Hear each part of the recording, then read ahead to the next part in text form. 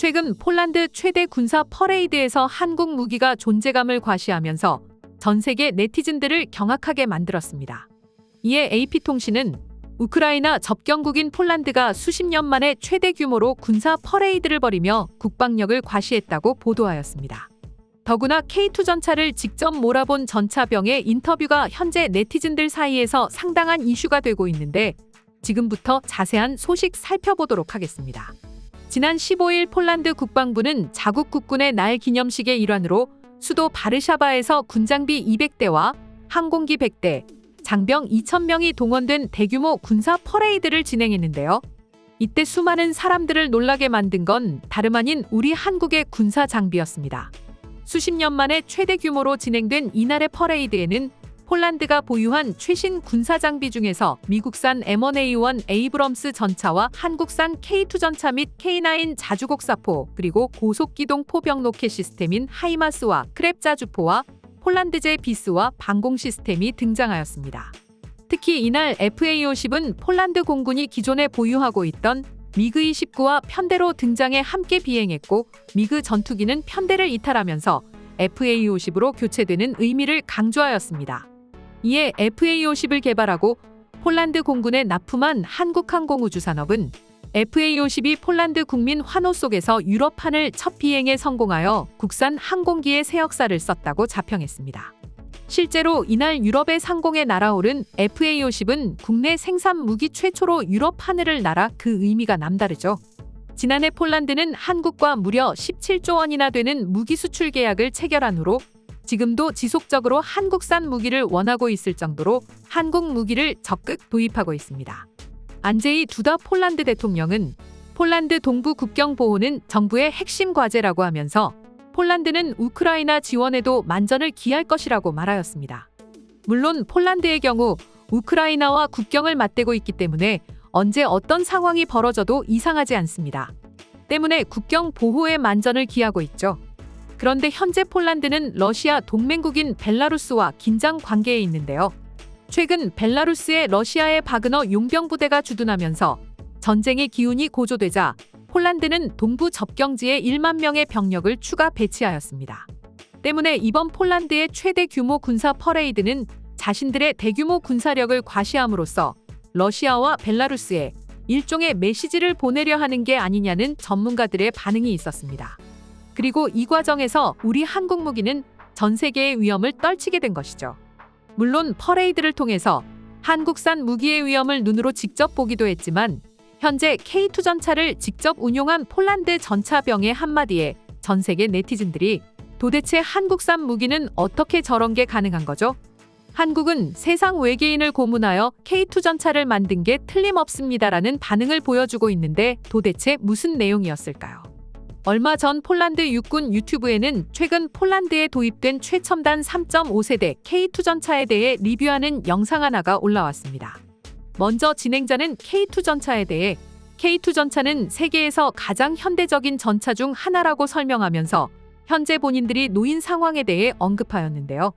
모롱그 지역에 있는 기계화 여단에서 러시아 국경까지는 불과 수십 킬로미터밖에 안 되며 최근 도발 이후로 나토의 동부 전선 전체의 방어 체계가 강화되고 있습니다. 그러면서 뒤이어 K2 전차에 대해 언급하였는데요.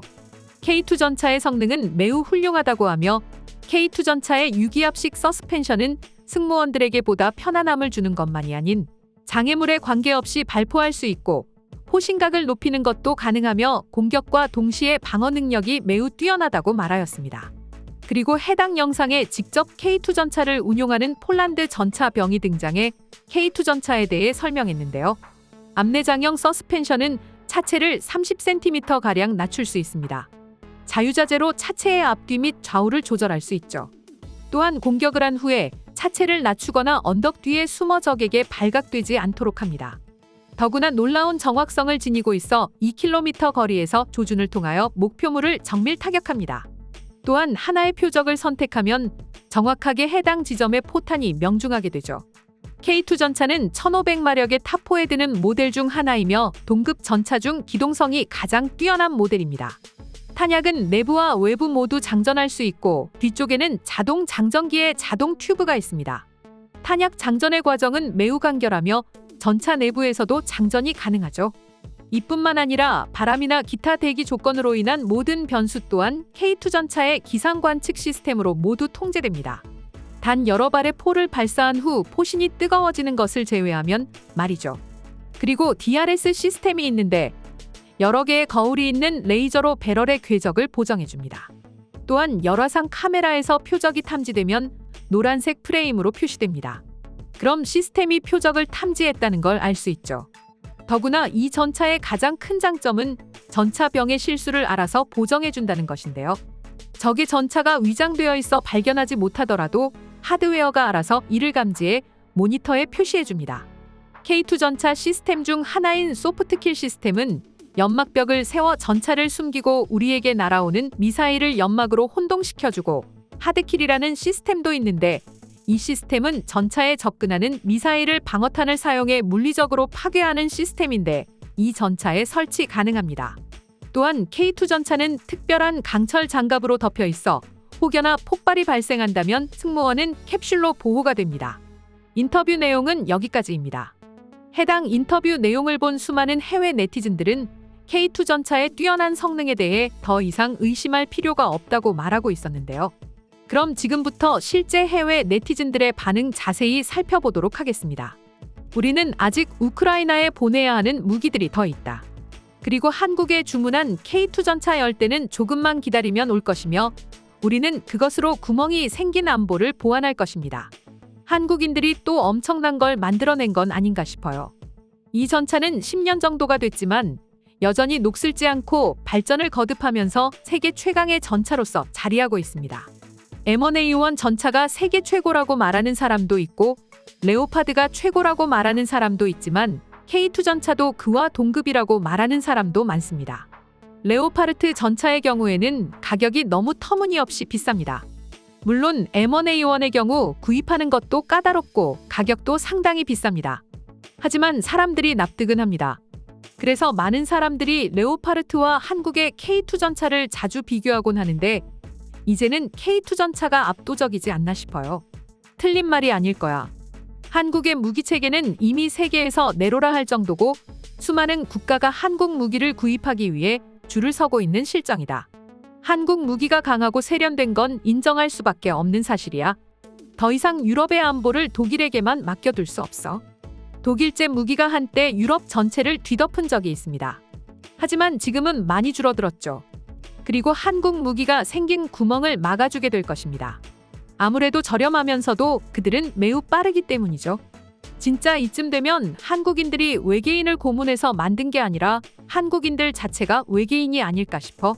도대체 얼마나 더 강하고 얼마나 더 빠르게 만들어낼 수 있을지 이제는 감히 종잡을 수가 없다. 하지만 그 덕분에 동유럽 국가들의 안보가 조금은 안정적이게 됐습니다. 독일만 믿고 있었다면 아직도 무기를 공급받지 못했을 거고 언제 어떻게 꺾여버렸을지도 모릅니다.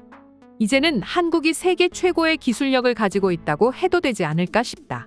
조만간 한국은 우주 전쟁까지 고민을 하겠지? 미국과 함께 말이야.